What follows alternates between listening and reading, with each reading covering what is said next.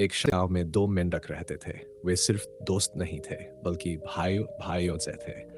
उनमें से एक बड़ा और मोटा था, जबकि दूसरा छोटा और दुबला पतला। अपनी अलग अलग बनावट के बावजूद दोनों एक दूसरे से कभी अलग नहीं होते थे। वे हमेशा साथ में उछलते कूदते और अपने आसपास की दुनिया को खोजते रहते थे। एक गर्म दोपहर वे अपनी रोज की तरह बिना किसी खास मंजिल के गांव में इधर उधर घूम रहे थे। अचानक उन्होंने देखा कि किसान ने कुएं के पास एक बड़ा सा बाल्टी रखी थी। जिज्ञासावश दोनों उछलकर बाल्टी के पास पहुंचे। बाल्टी बहुत ऊंची थी, इसलिए वे अंदर नहीं देख पाए। बिना सोचे समझे दोनों ने छलांग लगा दी। अंदर जाकर उन्होंने देखा कि बाल्टी दूध से भरी हुई है। बाल्टी की दीवारें बहुत फिसलन भरी थी, इसलिए वे बाहर नहीं निकल पा रहे थे। धीरे धीरे उन्हें एहसास हुआ कि वे फंस चुके हैं। समय बीता गया और मोटा मेंढक थकने लगा।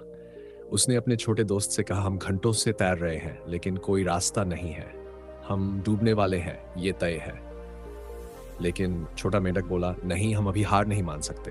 हमने पहले भी मुश्किलें देखी हैं और हमेशा कोई ना कोई रास्ता निकाला है। जब तक उम्मीद है, हमें तैरते रहना होगा। कोई ना कोई मदद करेगा या हमें रास्ता मिल जाएगा। दोनों तैरते रहे। मिनट घंटों में बदल गए। सूरज ढलने लगा। आखिरकार मोटे मेंढक की उम्मीद टूट गई। वह बोला, अब मुझसे नहीं होगा। चाहे जितना तैर लो, हम फिर भी डूबेंगे। यह कहकर उसने तैरना बंद कर दिया और धीरे धीरे दूध में डूब गया। छोटे मेंढक का दिल टूट गया। उसका सबसे प्यारा दोस्त चला गया था। दुखी होने के बावजूद उसने तैरना जारी रखा, सिर्फ अपने लिए नहीं, बल्कि अपने दोस्त की याद में।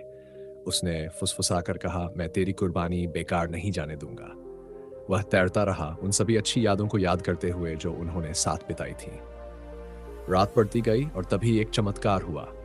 दूध गाढ़ा होने लगा। लगातार तैरते रहने से दूध माखन में बदलने लगा था। यह देखकर उसे और हौसला मिला। उसने और जोर से पैर मारे और आखिरकार एक बड़ी छलांग लगाकर वह बाल्टी से बाहर आ गया। वह आजाद था, लेकिन उसने अपने दोस्त को खो दिया था। आंखों में आंसू लिए वह जंगल की ओर चल पड़ा। दुख तो था, लेकिन वह जानता था कि जिंदगी चलती रहती है। एक साल बाद छोटे मेंढक को एक साथी मिला और उसने परिवार शुरू किया। अपने खोए हुए दोस्त की याद में उसने अपने हर बच्चे का नाम उसी बड़े मेंढक के नाम पर रखा, ताकि उसकी याद हमेशा जिंदा रहे। हर रात वह अपने बच्चों को उनके अंकल की कहानी सुनाता और सिखाता, कभी हार मत मानना, चाहे हालात कितने भी मुश्किल क्यों न हो।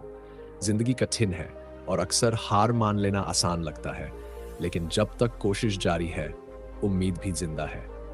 अगर इस कहानी ने आपकी मदद की हो तो इसे दूसरों तक जरूर पहुंचाएं और अपना विचार कमेंट में लिखें। धन्यवाद।